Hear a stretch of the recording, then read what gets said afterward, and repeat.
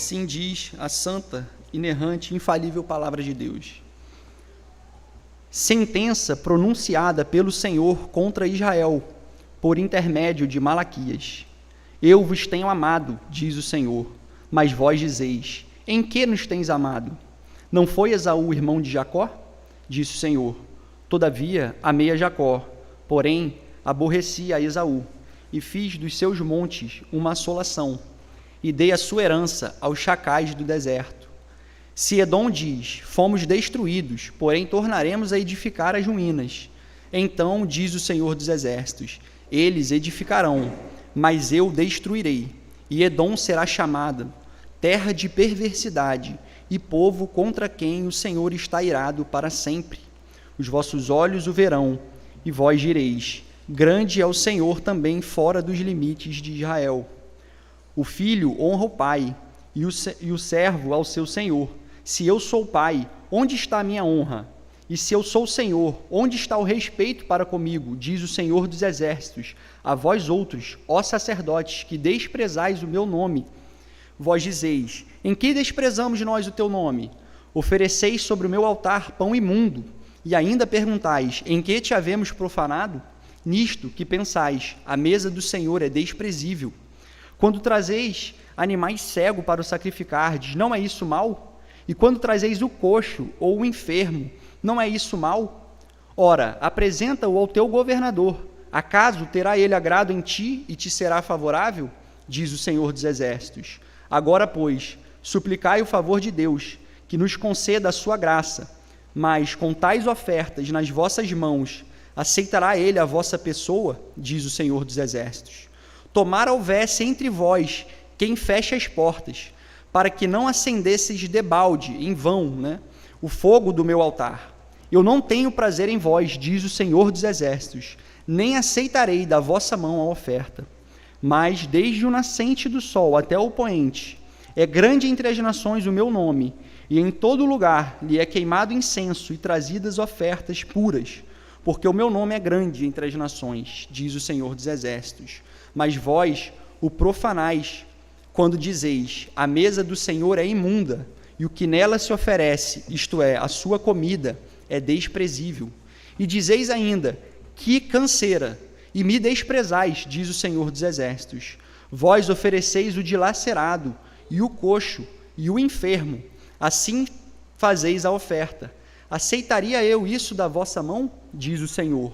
Pois maldito seja o enganador, que, tendo um animal sadio no seu rebanho, promete e oferece ao Senhor um defeituoso, porque eu sou o grande rei, diz o Senhor dos Exércitos. O meu nome é terrível entre as nações. Vamos orar. Senhor, louvado seja o teu nome. Te agradecemos, Pai, pela leitura da tua santa palavra. Rogamos ao Senhor, Pai, agora, neste momento, que o Senhor fale a tua congregação, Pai, num assunto que nos diz respeito, muito prático da nossa caminhada cristã, da comunidade, do teu povo, Senhor, porque estamos aqui no dia do Senhor, com a tua santa palavra aberta, e ela nos instrui, Pai, nesse assunto, que é de suma importância, o culto que devemos a ti. Ó, Pai, queira o Senhor nos abençoar, e fala ao teu povo, à tua congregação, Senhor, mesmo por intermédio de mim, um instrumento falho, um vaso de barro, mas que a excelência do poder seja unicamente do Senhor Jesus Cristo, e que Ele instrua, console, exorte, e até mesmo repreenda o teu povo, Pai. Cada um de nós aqui presente, e que somos corpo de Cristo, que o Senhor fale aos nossos corações, e que possamos render um culto em espírito e em verdade, como o Senhor requer de nós. Ao que rogamos em nome de Cristo Jesus. Amém. Meus irmãos, se eu perguntasse a vocês qual é o compromisso, a atividade mais importante da sua vida, o que vocês responderiam? Alguns eu sei que eles poderiam responder que é o trabalho, porque nós passamos anos estudando, nos capacitando para ter uma profissão e tirar o sustento dessa profissão. Ou alguns outros poderiam falar a família, porque os laços que nós construímos nas nossas vidas, eles são valiosos e eles são nutridos, são regados, e isso demanda tempo, demanda dedicação. Aqueles mais espirituais poderiam falar, é a evangelização, é a atividade mais importante, a edificação dos irmãos e até mesmo daqueles que não conhecem ao Senhor. Mas todas essas coisas, irmãos, elas são importantes, mas ainda assim, nenhuma delas é a mais importante. A atividade mais central e permanente na nossa vida como crente no Senhor Jesus Cristo, é o culto ao Senhor. E aqui eu vou fazer uma diferenciação. Toda a nossa vida deve ser um culto ao Senhor. Amanhã, segunda-feira, a gente deve ir trabalhar e glorificar a Deus com o nosso trabalho, com o que nós fazemos, a nossa vida, na família, na igreja, no Estado, na sociedade. Toda ela deve ser um culto ao Senhor. Mas também, eu estou falando aqui especificamente, o texto de Malaquias vai falar sobre o culto solene, o culto público, esse culto que nós estamos aqui prestando ao Senhor, que é um serviço ao Senhor. Nós lemos Hebreus 12, ele fala isso, serviço ao Senhor, e ele é fogo consumidor, então é um serviço. Então, irmãos, pensem nisso, por isso que o culto é a atividade mais importante, porque você consegue enganar no trabalho, você consegue enganar na sua família, mas aqui a Bíblia diz que todas as coisas estão nuas e patentes aos olhos daquele a quem haveremos de prestar contas. Então aqui você não consegue enganar o Senhor. Você engana a mim, engana os presbíteros, engana o conselho, os oficiais da igreja, engana os seus irmãos, mas o Senhor sabe o seu coração. E por isso essa atividade ela precisa ser de fato entendida como a atividade mais importante da nossa vida. Pense comigo. Todas as fases da vida, desde a infância até a velhice, em qualquer circunstância, seja na alegria, seja na tristeza, na abundância ou na escassez, na saúde, na enfermidade, sempre somos chamados a adorar ao nosso Deus. Diferente do trabalho, que pode mudar, ou da família, que por circunstâncias da vida pode ser desfeita, o culto, ele permanece em qualquer momento da nossa vida. Se somos solteiros ou casados, pais ou filhos, empregados ou desempregados, uma coisa nunca muda: devemos adorar ao Senhor conforme Ele ordena em sua palavra. É conhecido de todos os irmãos a pergunta número 1 do breve catecismo: qual é o fim principal do homem? O fim principal do homem é glorificar a Deus e gozá-lo para sempre. Isso significa que fomos criados para adorar, para cultuar ao nosso Deus. E o culto, portanto, irmãos, não é um apêndice da vida cristã, não é uma mera reunião semanal. Ele é a expressão mais elevada do nosso compromisso e do nosso relacionamento com Deus. E é exatamente isso que o livro de Malaquias nos ensina. Deus, por meio desse profeta, confronta Israel, porque Israel está tratando o culto com descaso, está oferecendo o culto de qualquer maneira, e não estava levando o culto a sério. A ponto, irmãos, eu não sei se vocês prestaram atenção na leitura, que Deus fala assim: tomara existisse entre vós quem fechasse a porta. Era melhor que vocês nem estivessem cultuando do que cultuar dessa forma. O verso é forte, do verso 6, né? O filho honra o pai e o servo seu senhor. Se eu sou pai, onde está a minha honra? E eu sou o Senhor, onde está o respeito para comigo? Diz o Senhor dos exércitos. Então a gente não adora, irmãos, qualquer Deus, nós adoramos o Senhor dos exércitos, o Deus triuno. E esse problema, irmãos, não era só um problema de Israel, esse é um problema também nos nossos dias, o serviço ao Senhor. Pois muitos hoje tratam o culto como algo opcional, subjetivo, moldado pelos nossos próprios gostos e preferências, nossas próprias vontades. Mas Malaquias está aqui justamente falando ao povo do Senhor que o culto pertence a Deus e deve ser conforme Ele ordena, não conforme nós achamos melhor, adaptando o culto para a nossa própria preferência pessoal. E é por isso que hoje nós daremos início a essa série de sermões no livro do profeta Malaquias, porque o assunto desse livro é justamente sobre o culto que devemos prestar. E acho que eu mostrei aqui para os irmãos a relevância desse assunto. Se o culto é algo que diz respeito a toda a nossa existência nesse mundo, e a nossa eternidade, inclusive, depende disso. Onde nós estaremos depende, de fato, dessa resposta. Somos crentes ou não somos? O nosso destino eterno depende dessa nossa adoração aqui na terra. Então, irmãos, nós vemos que, como nos dias de Malaquias, nós também vivemos em um tempo, nosso tempo atual, pós-moderno chamado, que muitos questionam se adorar a Deus tem de fato alguma relevância prática. E por isso, tratam o culto com certa negligência, indiferença, vem só num turno, falta no outro, chega atrasado, nem vem. Enfim, então, isso é algo relevante. Por isso que eu estou trazendo, a exposição desse livro que eu quis trazer à igreja, é justamente porque o culto é algo que nós precisamos sempre voltar a pensar, a refletir, porque senão nós caímos como esse povo. Eles não deixaram de fazer as coisas mecanicamente, mas eles deixaram de adorar a Deus em espírito e em verdade. E está aqui o último profeta do Antigo Testamento que Deus levantou para exortar o povo que é melhor que eles nem fizessem da forma como estão fazendo. É melhor tomara alguém fechasse a porta, se tivesse alguém sensato entre vós, que fechasse a porta e não deixasse o culto acontecer da forma como ele tem acontecido. Então é interessante pensarmos na seriedade com que Deus requer do culto. A palavra fala, guarda o teu pé quando adentrares a casa do Senhor, ou quem vos requereu, só pisardes nos meus átrios, diz lá Isaías. Por isso, irmãos, a palavra nos ensina que o culto verdadeiro é central na vida do crente e tem implicações eternas, como eu já havia mencionado. E é triste, irmãos, infelizmente, de concordar com isso, né? Que o povo de Deus, ele nem sempre se percebe o imenso privilégio de adorar o Senhor no dia do Senhor, no dia que Ele mesmo estabeleceu. E é por isso, irmãos, que ao considerarmos este livro, nós seremos, de fato, desafiados a refletir sobre questões extremamente práticas da vida cristã, como essas. Primeira, qual é o verdadeiro proveito de servir a Deus, de cultuá-lo, de separar um tempo para honrá-lo? Ou outra pergunta, será que existe uma forma correta de adorar a Deus, ou basta sermos sinceros na nossa adoração? E a outra pergunta, será que vir à casa do Senhor, ser assíduo nos cultos e nos trabalhos da igreja são garantias de que somos consagrados, separados a Deus e que Ele se agrada da nossa devoção? Então, olha como a seriedade desse assunto. Não basta, aqueles que devem cultuar e não cultuam, eles pecam, mas nós podemos estar aqui todos os dias, todos os domingos, evangelismo, fazendo todas essas coisas para o Senhor, e Cristo diz lá, no último dia vocês dirão, Senhor, não fizemos isso e aquilo no teu nome, e Ele fala, apartai-vos de mim. Então, familiaridade com as coisas do Senhor não são garantias de que nós estamos, de fato, oferecendo um serviço e um culto genuíno a Deus. E essas perguntas que eu fiz aqui, são perguntas que Malaquias, de fato, nos ajuda a responder. Mas antes, irmãos, de examinarmos, de fato, os versículos que nós lemos, a gente precisa compreender um pouco do pano de fundo, de por que o povo chegou nessa situação realmente, dessa adoração completamente equivocada.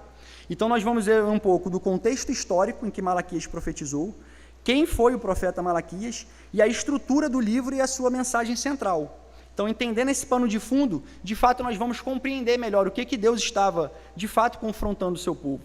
E o contexto histórico, irmãos, o primeiro de tudo que precisamos entender é que as palavras de Malaquias, elas foram anunciadas durante um tempo de profundo desânimo para o povo de Deus. Afinal, já tinham se passado 100 anos desde que os judeus tinham regressado do cativeiro babilônico. Se os irmãos lembram bem, Deus havia disciplinado, punido o seu povo, por causa da repetida idolatria e da falta de arrependimento do povo. Então, para punir o seu povo, o pecado do seu povo, Deus usa a Babilônia, chama o rei Nabucodonosor, que leva cativo o povo de Deus para a Mesopotâmia. E depois de 70 anos, durante 70 anos, o povo continua cativo na Babilônia. Passados esses 70 anos, Deus trouxe seu povo de volta à Terra Prometida. E é isso que nós podemos ler lá no livro de Esdras e Neemias, que foram esses homens levantados por Deus para liderar o retorno da nação à Terra Prometida. Pense então, meus irmãos, imaginem as expectativas desse povo durante esses 70 anos de servidão. Quando eles regressaram, os judeus pensavam ter chegado o tempo do cumprimento daquelas promessas gloriosas que os profetas de Israel haviam feito. Eles pensaram, agora vamos viver as gloriosas promessas de Deus. Deus se apiedou do seu povo, está fazendo com que nós voltemos para a terra. Isaías, Ezequiel, Jeremias profetizaram um tempo maravilhoso para o povo de Deus após a restauração do cativeiro babilônico. E o povo acreditava que aquele seria o tempo em que essas promessas se cumpririam. Mas acontece, irmãos, que as coisas não foram como eles imaginaram. Porque 100 anos já tinham se passado desde que eles voltaram do cativeiro babilônico. As coisas ainda não estavam acontecendo conforme essas expectativas. Eles eram confrontados nessas expectativas com a dura realidade diante dos seus olhos. Essa restauração não estava acontecendo, somente parte do povo voltou da Babilônia, então alguns ainda estavam lá. Os profetas mencionados, o período de paz que os profetas tinham mencionado, não tinham chegado, eles ainda estavam cercados de inimigos, ainda estavam sob o domínio dos persas, ainda tinham nações pagãs ao redor. As promessas de renovação do culto não se concretizaram, as celebrações no Templo de Jerusalém, elas eram caracterizadas por um excesso de formalismo e ceticismo, mecanicamente e sem acreditar naquilo que estavam fazendo, como nós lemos aqui no texto. E por isso o culto era superficial e sem vida, era só robotizado, eles vinham para ticar, né, cumprir o evento. E essa frieza e apatia espirituais tinha contaminado inclusive os sacerdotes. Os irmãos podem ver aí, né, no verso 7, no 6, ele fala: diz o Senhor dos Exércitos a vós outros, ó sacerdotes, que desprezais o meu nome. Mas vós dizeis, em que desprezamos nós o teu nome? E ainda acha, olha, perguntas cínicas. Como nós estamos desprezando? Oferecendo um culto que não era segundo o Senhor queria. Então, irmãos, resumo da ópera, né, como a gente fala aí coloquialmente. Os judeus continuavam, né, sob domínio persa, situação econômica completamente difícil, passando por grandes necessidades, oprimidos, pagando pesados impostos e enfrentando seca e escassez de coisas básicas. Irmãos, não dá vontade de desanimar só de enumerar essas coisas todas aqui? Imagina vivenciar tudo isso. E como era de se esperar, então, quando o povo chega na terra e vê de fato como as coisas estão, eles começam a deixar o amor esfriar e começam a não servir ao Senhor com integridade de coração. E o amor, então, pelas coisas de Deus vai pouco a pouco diminuindo. O povo começa a se dispersar em busca dos seus próprios interesses. São as repreensões do livro de Ageu e Zacarias.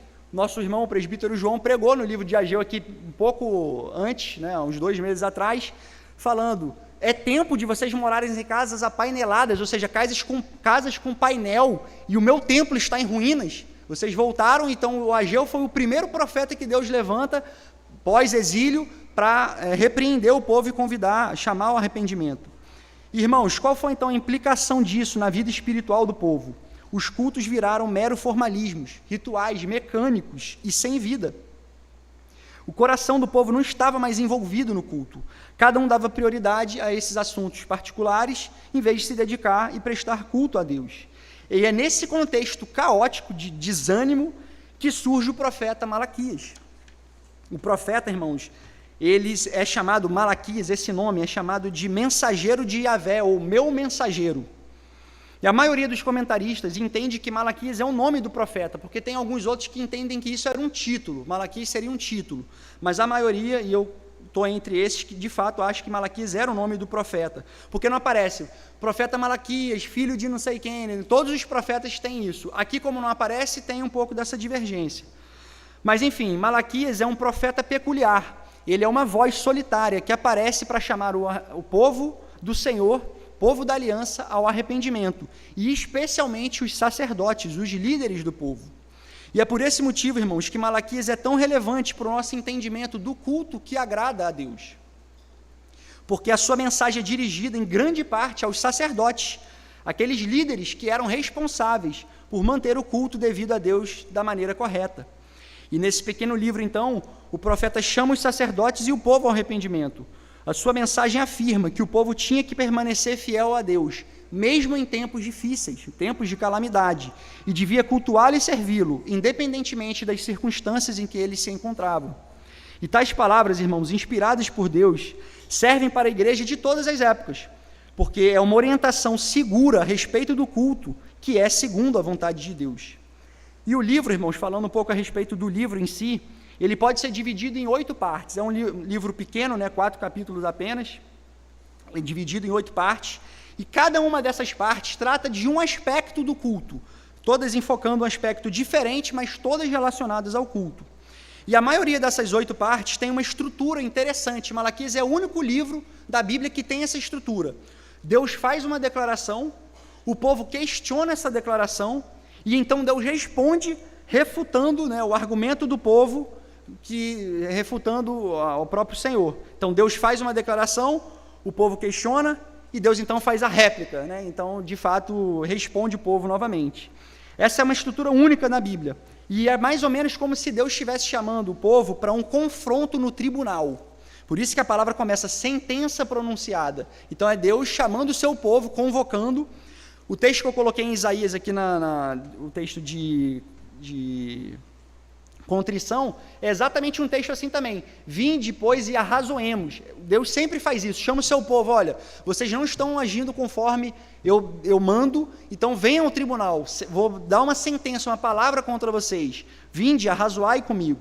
Então, irmãos, basicamente a estrutura é essa, uma afirmação de Deus, uma interrogação, um questionamento do povo, e Deus refutando essa interrogação do povo. Esse estilo é bem dialógico, né? Então é um diálogo de Malaquias, né, o representante de Deus com o povo. Então é um livro mais argumentativo do Antigo Testamento. Aqui o profeta, ele serve de um mediador entre Deus e o povo. E os questionamentos do povo, irmãos, nós vimos 3 aí, só no capítulo 1. O povo estava falando, Deus nos ama, em que nós estamos desprezando a Deus? Em que estamos profanando a Deus? E a mais conhecida, talvez, desse livro é a do dízimo, né? Em que estamos roubando a Deus? Em que nós estamos roubando ao Senhor? E aí ele fala, nos dízimos e nas ofertas. E essas perguntas, irmãos, só a gente consegue perceber que, pelo conteúdo desses questionamentos, como o povo era cínico. O povo estava oferecendo um animal que era proibido, o animal coxo, aquele que era defeituoso do rebanho, em que estamos desprezando o Senhor, em que estamos roubando ao Senhor. E a gente vê com esse cinismo do povo, que eles não entendem que Deus tinha um motivo para levantar um profeta para, de fato, confrontá-los a respeito do culto que eles estavam oferecendo ao Senhor todos os sábados no templo em Jerusalém. Então, vê como que a hipocrisia, ela é muito fácil de ser fabricada. É só você fazer o que Deus manda sem coração. Então, todos nós corremos esse risco. Por isso, o livro é tão importante para nós. E outra característica do livro interessante, irmãos, é que é o último mensageiro inspirado por Deus no Antigo Testamento. Depois do profeta Malaquias, Deus não vai falar com o povo por 400 anos, até que venha João Batista. E, inclusive, no último capítulo, o profeta Malaquias vai falar da vinda de João Batista. E aí vão ter 400 anos de silêncio, até que venha, de fato, João Batista. Então, humanamente falando, é como se Deus tivesse dado o seu último profeta para repreender o povo até que ele levantasse João Batista, aquele que seria o precursor do Messias. Então, irmãos, essas exposições que nós faremos, elas tratarão de fato dos princípios do culto a Deus, apresentados aqui pelo profeta Malaquias a um povo que não tinha mais ânimo para adorá-lo e que tinha perdido a visão completamente do que era o culto ao Senhor. Nosso objetivo é que possamos entender esses princípios e aplicá-los nos nossos dias, pois assim como nos dias de Malaquias, uma visão correta do culto público se faz extremamente necessária nos tempos de hoje. E aí, irmãos, eu passo de fato agora para o primeiro verso. Assim diz a palavra de Deus no verso 1. Sentença pronunciada pelo Senhor contra Israel, por intermédio de Malaquias. Irmãos, as palavras do profeta Malaquias não eram palavras fáceis. Os irmãos virem só por esse pano de fundo que eu coloquei, não era difícil, não era fácil confrontar o povo, um povo desanimado, hipócrita, com palavras duras, né? E reparem quantas vezes tem o texto, no texto tem o Senhor dos Exércitos. Vocês estão esquecendo quem vocês estão adorando. Então vocês estão tratando o Senhor como se fosse um de vocês. Já é horrível a gente tratar um ser humano, um semelhante a nós, com desprezo. Que dirá o Senhor dos Exércitos, o Senhor da aliança, o Deus do pacto. E então, irmãos, o povo apático, indiferente, Malaquias vai de fato confrontar esse povo. E por isso, irmãos, o texto já começa dizendo que as palavras são uma sentença. Algumas traduções trazem peso. De fato, são palavras pesadas para o povo. E só nesse primeiro verso, então, indica que essa mensagem do profeta é uma palavra de peso, uma sentença pesada para quem? Então, vocês podem pensar. Primeiro, para o próprio profeta. É ele que tem que se indispor, digamos assim, né, para ir lá falar com o povo. Todos nós, quando queremos fazer um discurso, queremos ser bem aceitos, queremos que as nossas palavras sejam ouvidas, mas com palavras duras, provavelmente a audiência não vai vir com ouvidos atentos. Então, era pesada para o próprio profeta, porque a sua mensagem era dura, não tinha nada de agradável ou doce. Na verdade, era uma palavra de denúncia, de crítica contra o povo. Por isso é chamado de sentença. E também era uma palavra pesada para o próprio povo. Coloque-se, irmão, no lugar do povo de Israel. Quem gostaria de ficar ouvindo coisas do tipo: Deus não está aceitando o culto de vocês, o Senhor não está aceitando as ofertas, nem tragam mais porque Ele já está cansado, está enfadado do que vocês fazem. Quem dera se alguém fechasse as portas e nem deixasse que vocês viessem com toda essa hipocrisia servir ao Senhor. Então não é fácil a gente ser confrontado pelos nossos pecados, quanto mais quando elas são com palavras tão graves e tão solenes quanto o profeta Malaquias está aqui de fato fazendo. E assim, irmãos, é por isso que a palavra é uma sentença, a palavra do profeta Malaquias, a mensagem dele é uma sentença de condenação dirigida ao povo de Deus. Israel era a igreja do Antigo Testamento. E como nós sabemos, Deus só tem um povo. Nós somos parte desse povo. E por isso, somos alertados e instruídos e também repreendidos pela mensagem do profeta. Porque nós sabemos que a palavra de Deus é dirigida a todo o seu povo. E porque nós somos a igreja do Novo Testamento, aquilo que Deus falou para o seu povo na Antiga Aliança também vale para nós. Por isso, irmãos, devemos estar alertas à sentença que nosso Deus proferiu contra esses nossos irmãos do passado. Afinal, nós também corremos sempre o risco de oferecer um culto a Deus de forma apática, indiferente e relaxada, como eles estavam fazendo. Note agora comigo, irmãos, no verso 2, o que o Senhor vai dizer. Eu vos tenho amado, diz o Senhor. Aqui, irmãos, nós temos uma indicação da graça e da misericórdia de Deus para com o seu povo. Pois, embora a mensagem de Malaquias seja um peso, seja uma sentença de condenação, como vimos agora, Deus inicia essa sentença de condenação com: eu sempre vos amei, ou eu vos tenho amado. Irmãos, é impressionante notar que mesmo antes de corrigir e repreender o seu povo, Deus começa com uma sentença, demonstrando o seu amor. Eu vos tenho amado, sempre vos amei. Algumas versões está: sempre vos amei. E esse amor, irmãos, ele não foi baseado no mérito de Israel, mas na graça soberana de Deus. Vemos isso claramente em 3 passagens das Escrituras. Jeremias 31:3, vou pedir para a Tamires colocar aí, Jeremias 31:3. Olha o amor de Deus demonstrado, que Deus já havia, de fato. Essa é a realidade do amor de Deus pelo seu povo. De longe se me deixou ver o Senhor dizendo: com amor eterno te amei, por isso, com benignidade te atraí. Então Deus ama, e porque Ele ama, Ele age com benevolência, Ele dá os seus favores paternais ao seu povo. Esse texto mostra exatamente isso, que Deus ama o seu povo com um amor eterno, um amor que não teve início e não terá fim. Deuteronômio capítulo 7, versos 7 e 8, que a gente pensa que o povo merecia o amor de Deus, a gente vai ver como o povo era desprezível. Deus, porque Ele quis amar, amou com amor eterno, que de fato seu amor foi derramado por um povo desprezível. Diz assim, Deuteronômio 7:7, não vos teve o Senhor afeição, nem vos escolheu, porque fosseis mais numerosos do que qualquer povo, pois éreis o menor de todos os povos, mas porque o Senhor vos amava, e para guardar juramento que fizera vossos pais, o Senhor vos tirou com mão poderosa e vos resgatou da casa da servidão, do poder de Faraó, rei do Egito. Então repara, vocês eram o menor povo, um povo desprezível, mas porque o Senhor vos amava, Ele agiu com benevolência. Então, Deus não escolheu ele porque eles eram grandes ou poderosos, mas simplesmente porque Deus escolheu amar. E o último texto que vamos ver, Ezequiel 16. É um texto, irmãos, muito belo, mas ao mesmo tempo depois muito forte e muito triste, porque vai mostrar a fidelidade de Deus para com a sua noiva e como o povo se degenera. Esse texto é um texto belíssimo, que vai falar sobre o casamento de Deus com o seu povo, a partir do verso 4, Tamires, Ezequiel 16, 4, diz assim, Deus vai fazer uma metáfora, comparando o povo de Israel com uma criança abandonada, e ele vai dizer, Ezequiel 16, verso 4, diz assim, 16, Ezequiel 16, 4, quanto ao teu nascimento, no dia em que nasceste, não te foi cortado o umbigo. Deus está fazendo uma metáfora, falando do seu próprio povo. Quanto ao teu nascimento, no dia em que nasceste, não te foi cortado o umbigo, nem foste lavada com água para te limpar, nem esfregada com sal, nem envolta em faixas. Não se apiedou de ti, olho algum, para te fazer alguma destas coisas, compadecido de ti.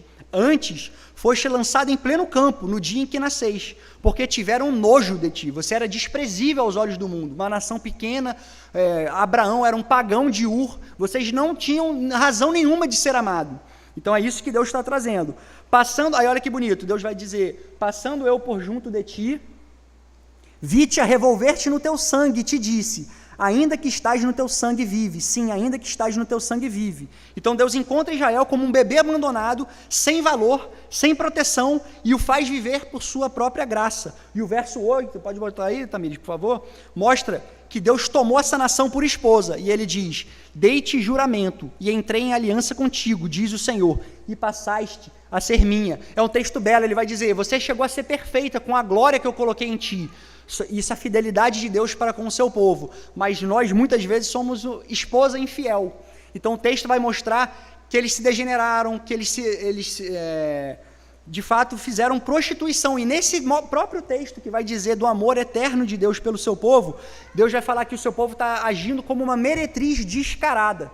Então olha como a nossa infidelidade a Deus, um texto que mostra Deus se apiedando, cuidando de um bebê que todos tiveram nojo, ninguém se apiedou. Deus ama, Deus acolhe, Deus cuida. Deus fala que tratou com linho, ela ficou uma moça bela, bonita, e ele fala, entrei em aliança contigo e passaste a ser minha. Eu te desposei, você era um povo inútil, desprezível, mas eu fiz isso com o meu amor. E assim, irmãos, que de fato, que nós vemos que Deus declara, eu sempre amei vocês. Ele não está falando aqui de um amor passageiro ou condicional, é um amor eterno, soberano e imutável, que não depende do homem, mas da fidelidade do próprio Deus, ainda que nós, como igreja, possamos agir como uma meretriz descarada, como esse texto aí de Ezequiel vai dizer lá para frente. E isso, irmãos, é a mensagem que Malaquias de fato está apresentando para o povo.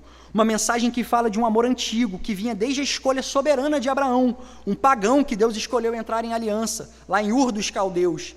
Então, aos descendentes de Abraão, Deus deu a lei, aos sacerdotes, as promessas, e através de toda essa longa história de Israel, Deus sempre abençoou, protegeu esse povo, porque Deus o tinha amado.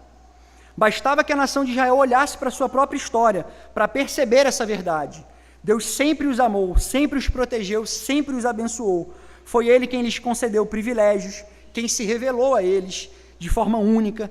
Se eles tivessem olhos para ver, enxergariam que desde o princípio tudo que tinham vinha da graça de Deus e do amor inabalável do Senhor. Lembra que Ageu, o presbítero João pregou, Ageu fala, considere o vosso passado. Quando Deus repreende o povo, vocês estão morando em casas cheias de painéis e a minha casa está em ruínas. Considere o passado, é fazendo esse apanhado histórico. Olha como eu sempre amei vocês com amor eterno, os escolhi, tirei nação pagã, uma nação pequena, desprezível, como eu amo vocês. Meus irmãos, depois de uma declaração tão grandiosa como essa, né, que Deus fala, eu vos tenho amado, diz o Senhor. Um lembrete que Deus sempre amou o povo com amor eterno. O que vocês acham que Deus, como Pai, gostaria de ouvir do seu povo? Que resposta Deus gostaria de ouvir? Talvez gratidão, louvor, ou coração quebrantado, né, reconhecendo assim, dizendo, Senhor, que privilégio sermos alvo do teu amor. Mas, surpreendentemente, irmãos, a resposta que o povo deu foi bem diferente. Vocês querem ver o que o povo resmungou em resposta a Deus? Veja comigo aí no verso 2, na continuação. Deus diz, eu vos tenho amado, diz o Senhor, mas vós dizeis, em que nos tens amado? Então, irmãos, Deus ouviu essa resposta do povo. É uma pergunta cínica, e ela pode ser traduzida mais ou menos nesses termos. Que amor é esse que o Senhor tem para conosco? Porque a nossa situação financeira está cada vez mais difícil, os persas dominam sobre nós. Que amor é esse? Que as nossas circunstâncias estão de fato nos apertando, a gente não tem o templo pequeno, está sendo reconstruído um templo muito menor do que o primeiro templo. Que amor é esse? Então o povo está passando por dificuldade, está questionando o amor de Deus. Essa foi a resposta do povo. E ao invés de reconhecerem a graça, a fidelidade de Deus ao longo da história, eles duvidaram do amor de Deus, porque as circunstâncias não estavam como eles esperavam. E assim, irmãos, Deus contesta o povo mais uma vez. E sejamos sinceros, irmãos, aqui uma aplicação para nós. Nós agimos assim muitas vezes, infelizmente. E eu arriscaria dizer que é muito mais do que nós reconhecemos. Porque às vezes, ao longo da história, as pessoas, e nós às vezes, muitas vezes, somos essas pessoas, têm tentado medir o amor de Deus pelo que possuem ou pelo que lhes falta. Associam o cuidado divino à prosperidade financeira, ao sucesso profissional, ao conforto da vida. E quando as coisas não saem como a gente espera, a gente começa a questionar, será que Deus me ama mesmo? Estou desempregado, estou doente, meu marido me deixou, meu filho não passou no vestibular, eu fui reprovado, eu fui desempregado, meu namoro terminou, e diante dessas circunstâncias difíceis da vida, a gente se pergunta, será que Deus nos ama mesmo? Porque eu estou passando por isso, se Deus me ama, eu não estaria passando por isso. Mas será que o amor de Deus deve ser medido pelas circunstâncias da nossa vida? Foi exatamente esse, irmãos, o erro que o povo cometeu. Ele usou essa situação atual que eles estavam vivendo como um termômetro do amor de Deus. E essa é a coisa mais tola, irmãos, que nós podemos fazer. Comparar o amor de Deus com aquilo que nós estamos fazendo, como se Deus não nos amasse, porque nos colocou em determinadas circunstâncias. E agora nós vamos ver a tréplica de Deus, ou seja, a resposta divina a essa contestação cínica do povo. Que amor é esse? Como você tem nos amado? É só olhar para a nossa circunstância. E olha o que Deus vai dizer. E antes da gente ler, irmãos, eu já vou adiantar aqui, parece que a resposta de Deus não tem nada a ver com o assunto. Não sei se vocês perceberam isso ao longo da leitura. Quando a gente lê rápido as Escrituras, a gente às vezes fica sem entender. Parece que Deus muda completamente o assunto. Eu já adianto isso para vocês. Mas o verso 2 diz assim, ó, eu vos tenho amado, diz o Senhor, mas vós dizeis, em que nos tens amado? Aí Deus responde, a tréplica, não foi Esaú, irmão de Jacó? Disse o Senhor, todavia amei a Jacó, porém me aborreci de Esaú. Viram, irmãos? Não parece que Deus desvia a conversa, assim, que ele dá uma resposta que não tem muito a ver com o que estava sendo dito? Eles questionam, Senhor, onde está o seu amor?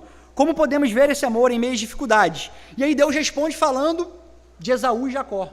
Aí a gente fica meio sem compreender, assim, parece que realmente, à primeira vista, irmãos, essa resposta, de fato, ela parece desconexa. Mas, na verdade, ela é perfeitamente apropriada, porque Deus não estava respondendo a pergunta do povo apenas, ele estava levando a conversa para um nível mais profundo, um nível que revela a verdadeira raiz da questão, a eleição soberana de Deus e a fidelidade do seu amor para o seu povo. É exatamente isso, irmãos, que Deus faz. Deus conduz o diálogo diretamente para uma doutrina que muitos de nós tentam evitar a qualquer custo, a doutrina da predestinação e a doutrina da eleição. Notem que a resposta de Deus, de fato, faz referência à predestinação e aos textos que nós lemos na liturgia, em Gênesis 25 e Romanos 9. Por acaso não era Esaú irmão de Jacó, diz o Senhor, no entanto amei Jacó e rejeitei Esaú. A resposta de Deus é clara e direta. A prova de que ele tem amado o povo não está nas circunstâncias materiais, mas na soberania de Deus. Ele diz, quando eu poderia ter escolhido Esaú, pai dos Edomitas, escolhi Jacó, o pai de vocês, e fiz isso antes de qualquer um deles tivesse feito bem ou mal, quando ainda estavam no ventre, eles nem eram nascidos, e foram os textos que nós lemos. E aqui, irmãos, Deus não está apenas defendendo o seu amor, mas está ensinando ao povo que seu amor não se baseia em circunstâncias passageiras, mas em sua eleição soberana e livre, como diz Gênesis 25, 23, que nós lemos. E o Senhor respondeu, há 2 nações no teu ventre, desde as tuas entranhas, 2 povos se separarão, e um povo será mais forte que o outro, o mais velho servirá ao mais moço. Ou seja, Deus já havia decidido, antes mesmo de Jacó nascer, que ele seria escolhido. Essa escolha, irmãos, não foi baseada em mérito humano, mas exclusivamente na graça e no propósito de Deus. Foi o texto que nós lemos na liturgia, no verso Romanos 9, quando ele diz, pode colocar aí, por favor, Tamid, Romanos 9, verso 10, quando o apóstolo Paulo ele vai dizer, e não somente ela, mas também Rebeca, quando concebeu de Isaque, nosso pai, porque não tendo eles ainda nascido, eles quem? Esaú e Jacó, os gêmeos, estão no ventre, nem tendo feito bem ou mal, ou seja, nem tinham feito obra nenhuma, porque nem eram nascidos, para que o propósito de Deus, segundo a eleição, ficasse firme, não por causa das obras, mas por aquele que chama, foi-lhe dito a ela, o maior servirá ao menor, como está escrito, amei Jacó, porém me aborreci de Esaú. Que diremos, pois, a injustiça da parte de Deus? De modo nenhum. Então, olha como o próprio apóstolo Paulo usa o texto de Malaquias para mostrar o amor soberano de Deus. E aqui, irmãos, realmente é isso que o apóstolo Paulo faz. Ele diz que a eleição não depende do homem, do que o homem faz, mas da vontade de Deus. E, portanto, quando Deus responde ao povo, ele está provando o seu amor através da eleição, que ele não apenas governa as coisas, todas as coisas, mas ele amou e escolheu o seu povo livremente, sem que houvesse nada neles que justificasse essa escolha. E por isso que nós lemos aquele texto, os 3 textos, de Deuteronômio, de Jeremias, com amor eterno te amei, por isso com benignidade te atraí. E esse princípio, irmãos, não se restringe apenas a Israel. A igreja toda está, de fato, incluída nisso. Porque não se baseia nós hoje, aqui, Igreja de Brotas, o amor de Deus não se baseia no que nós fazemos, mas na sua escolha soberana, graciosa e imutável. O amor de Deus não pode ser medido pelas circunstâncias daquilo que nós estamos vivendo. Ele escolheu salvar um povo para si mesmo. Isso que depende, de fato, a nossa salvação depende apenas da livre vontade e soberana escolha de Deus.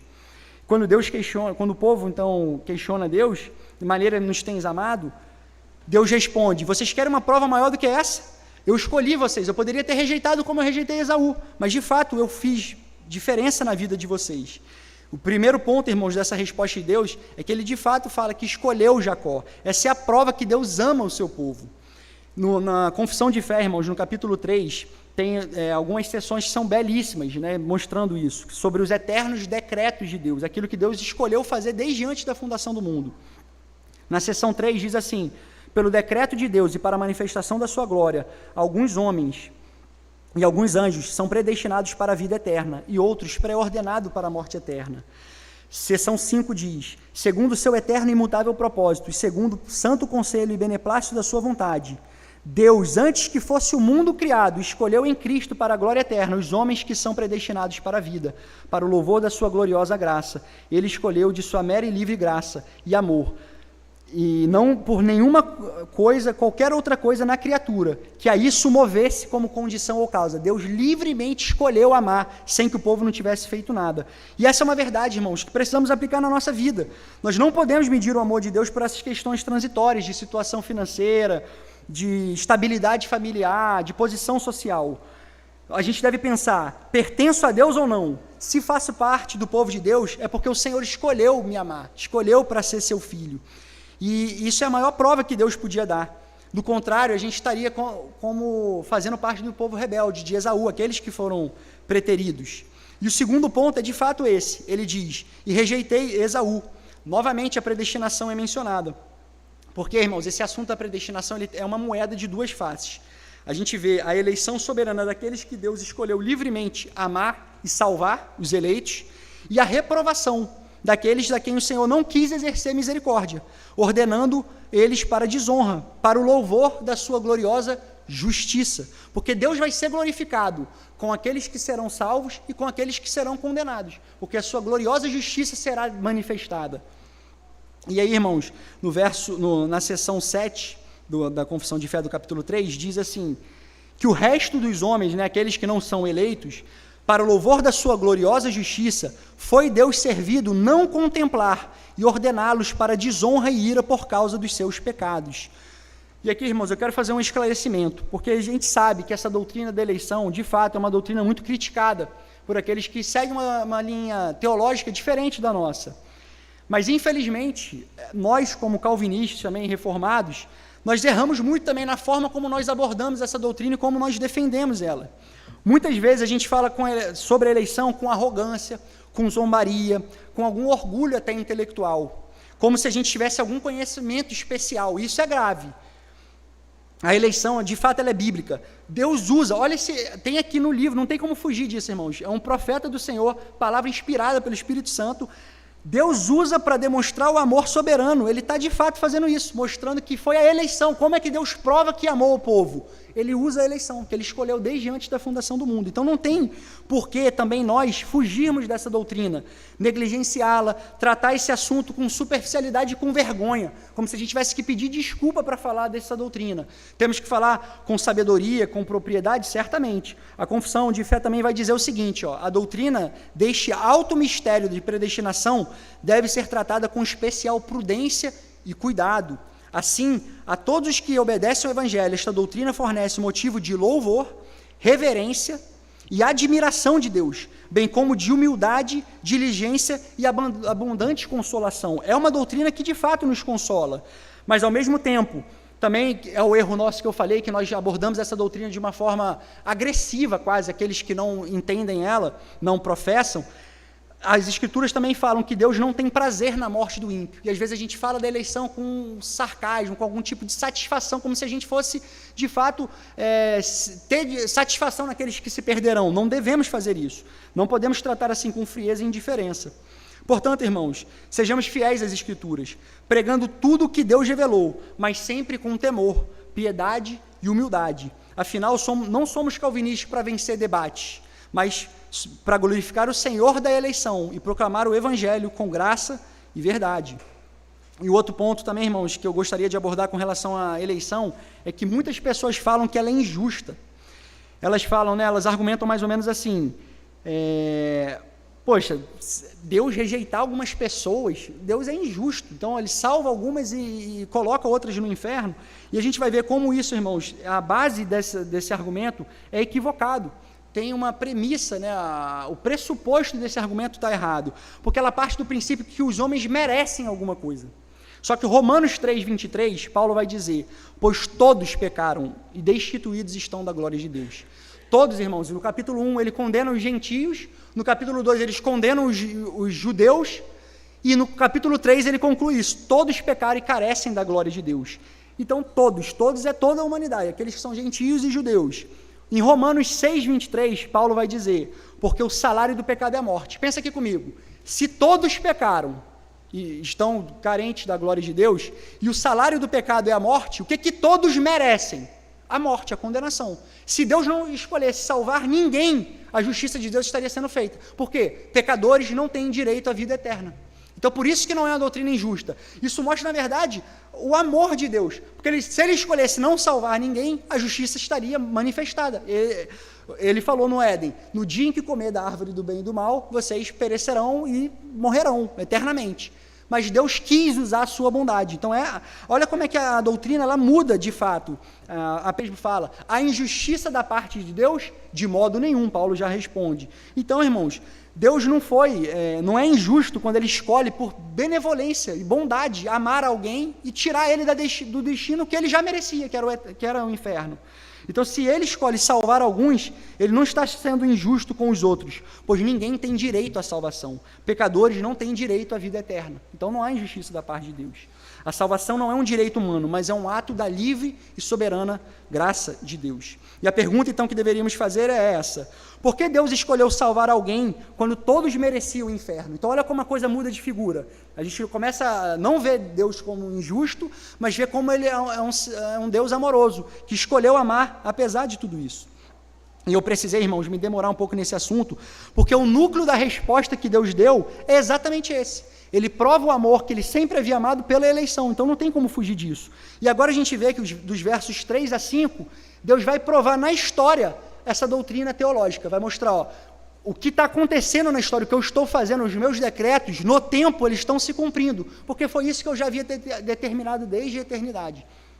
Então a gente vai ver aí no verso 3 e 4, diz assim, porém aborreci Esaú, e fiz dos seus montes uma assolação, e dei a sua herança aos chacais do deserto. Se Edom diz, fomos destruídos, porém tornaremos a edificar as ruínas, então diz o Senhor dos Exércitos, eles edificarão, mas eu destruirei, e Edom será chamado terra de perversidade, povo contra quem o Senhor está irado para sempre. Então, basicamente, irmãos, Deus vai mostrar isso aqui em números, essa inimizade de Esaú e Jacó vai começar a acontecer no tempo. Deus escolheu antes deles nascerem, que ele escolher Jacó e abandonar e aborrecer Esaú.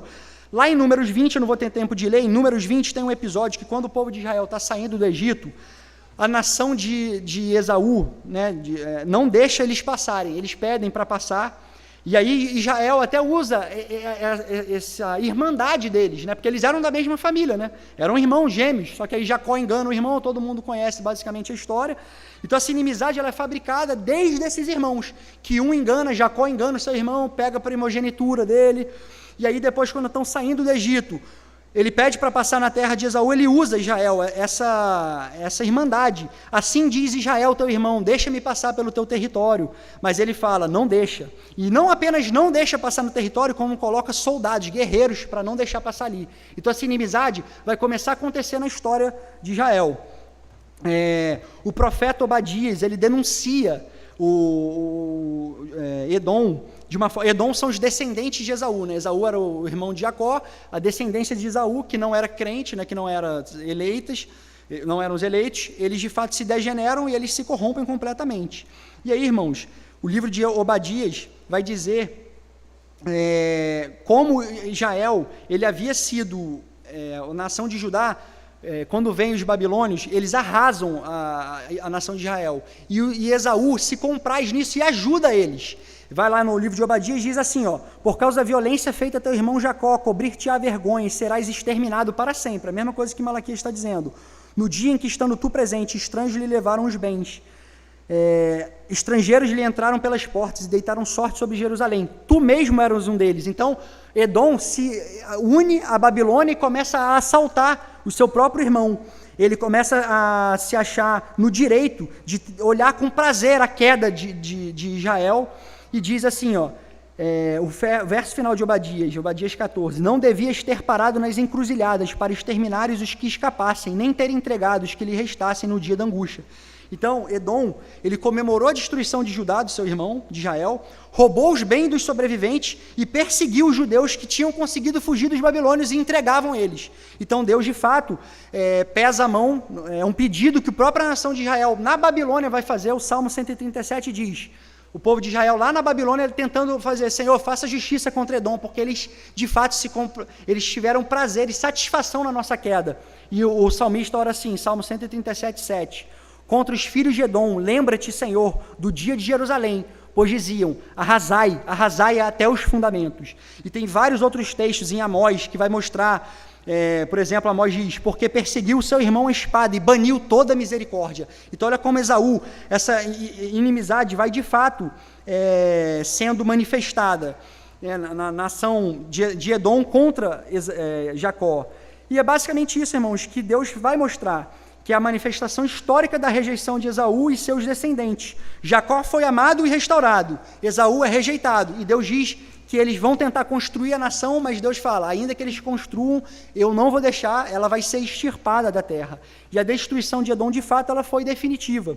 Veio um juízo decretado por Deus, e ele chamou os nabateus, um povo, e esse povo tomou os edomitas e afastaram, de fato, os edomitas. E aí, irmãos, esse texto histórico, então Deus, ele usa a doutrina da eleição para mostrar que ama o seu povo. Na história do povo, na cronologia nossa, dos homens, isso vai se manifestar, essa verdade teológica vai se manifestar. Esaú vai ficando cada vez mais inimigo de Israel, até um ponto que eles desapareceram. Cadê as nações da Babilônia, Esaú, Edom, sumiram, mas Israel prevalece até os dias de hoje. Por quê? Como Deus diz aí, os vossos olhos o verão e vós direis, grande é o Senhor também fora dos limites de Israel, porque a minha salvação, como nós, gentios, fomos alcançados, não só a nação étnica de os judeus lá do Antigo Testamento, nós fomos alcançados aqui no Brasil, e todos os eleitos de Deus estão sendo chamados. E essa verdade, então, irmãos, mostra duas coisas, que a justiça de Deus ela é real, ele sempre cumpre o que promete, tanto em juízo quanto em misericórdia. Aqueles que ele escolheu, elegeu e vai amar por toda a eternidade, e aqueles que ele abandonou. E o amor de Deus não pode ser medido por circunstâncias passageiras, mas pela fidelidade daquele que escolheu nos amar livremente desde antes da fundação do mundo. E aí, irmãos, a prova maior do amor de Deus, e aí eu me encaminho para o final, é de fato que Deus, o Deus da aliança, ele usa a sua graça soberana sobre o seu povo, e essa verdade se cumpre, então, plenamente em Cristo Jesus. Deus foi tão gracioso conosco, que não apenas nos escolheu, mas nos mandou o seu Filho amado para morrer em nosso lugar, o justo pelos injustos. Como diz Efésios, nós éramos inimigos de Deus, estávamos em rebelião contra o Criador, estávamos mortos em nossos delitos e pecados, fazendo a vontade da carne. Éramos, por natureza, filhos da ira, inimigos de Deus. E Efésios 2,4, Deus diz, mas Deus, sendo rico em misericórdia, por causa do grande amor com que nos amou, escolheu livre e voluntariamente nos salvar. Essa é a maior prova, irmãos, do amor de Deus por nós. E essa, de fato, é uma prova que as Escrituras usam isso como uma prova. Pode colocar para mim, por favor, Tamires, Romanos 5,8. Olha como Deus vai usar, o apóstolo Paulo vai usar para mostrar a prova de que Cristo, de fato, foi o ápice, o clímax do amor de Deus para o seu povo. Deus fala assim, no verso 5,8, mas Deus prova, não só fala que ama, Ele prova o seu próprio amor para conosco, pelo fato de ter Cristo morrido por nós, sendo nós ainda pecadores. Que texto precioso, irmãos. Esse texto deveria ser um consolo diário para nós. Israel não merecia ser restaurado, mas foi por graça. Nós também não merecemos ser salvos, mas fomos escolhidos em Cristo antes da fundação do mundo. E por isso, não devemos medir o amor de Deus pelas nossas dificuldades, mas porque Ele nos escolheu, Ele nos ama, e isso nos basta. Irmãos, o amor de Deus é imutável, Ele é eterno, e Ele é provado em Cristo. Como ficou claro nesse texto, irmãos, de Malaquias, Deus não responde ao cinismo do povo, prometendo dias melhores. Se os irmãos olhem aí, Ele não promete que vai melhorar, que as coisas vão ficar melhor, que eles vão ter riqueza, paz, prosperidade, mas Deus relembra o povo do seu amor eterno. Notem que a postura apática do povo na adoração estava baseada numa expectativa que eles tinham de viver coisas diferentes daquilo que eles estavam vivendo. Achavam que retornariam do cativeiro, viveriam coisas gloriosas, e não viveram e viram outras coisas diferentes disso. Então Deus contrasta, irmãos, a pequenez desses anseios pequenos e terrenos e materiais do povo com seu amor eterno e infinito, muito mais precioso e desejável que os confortos mundanos. Irmãos, eu encerro dizendo como nós precisamos amar mais a Cristo. Às vezes a nossa vida apática, raquítica, espiritual, ela vem porque a gente não tem Cristo como precioso aos nossos olhos. A gente não tem isso como um consolo diário de que Deus prova o seu amor enviando Cristo para nós. A gente deseja, às vezes, coisa que é escória, que é passageiro, que é fútil, que é pueril, mas Deus está nos lembrando, nos direcionando para o seu amor eterno, constante e sem fim. Nós precisamos, irmãos, ser uma noiva, uma esposa mais fiel a Cristo, porque Ele é um noivo perfeito, maravilhoso. Para encerrar, o último texto que eu vou pedir para abrir, Cântico dos Cânticos, capítulo 5, verso 10. A esposa do livro de Cantares vai falar sobre o seu marido, que ele é mais distinguido entre 10 milhares, ele é especial, ele é único, ele é incomparável.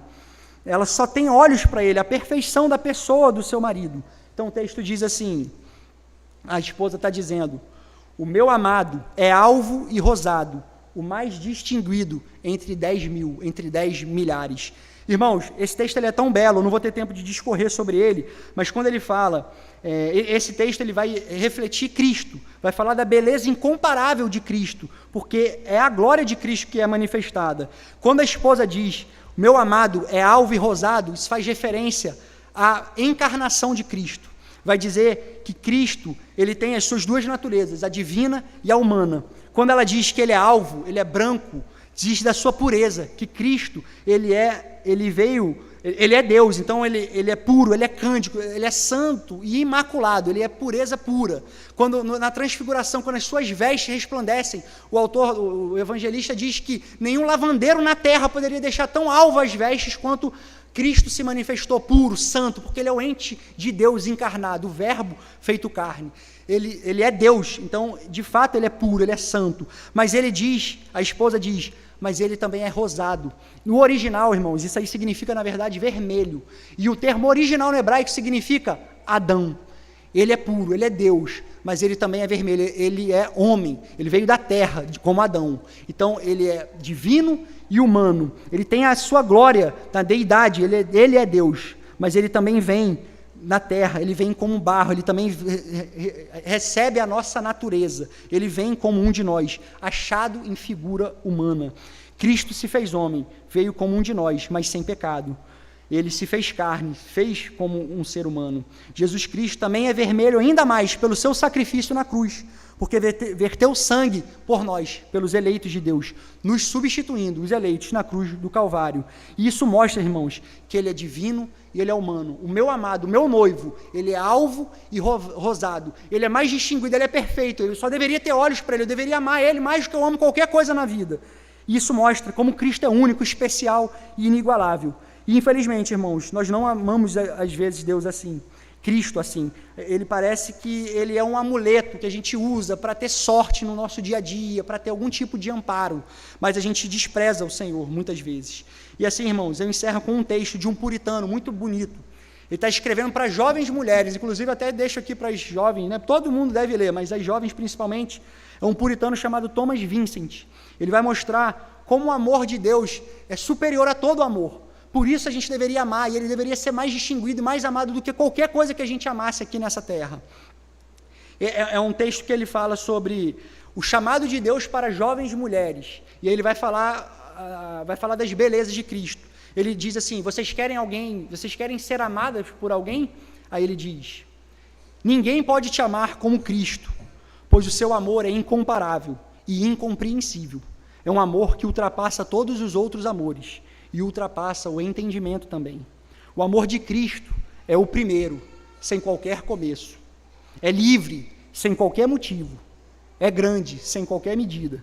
É constante, sem qualquer mudança. E é eterno, sem qualquer fim. O amor de Deus em Cristo, irmãos, é constrangedor. Que esse amor de Deus por nós nos leve a uma vida de gratidão, de serviço e louvor, amando pelo que Ele fez por nós, nos escolher nos amar, desde antes da fundação do mundo, com amor eterno. Que Deus nos abençoe.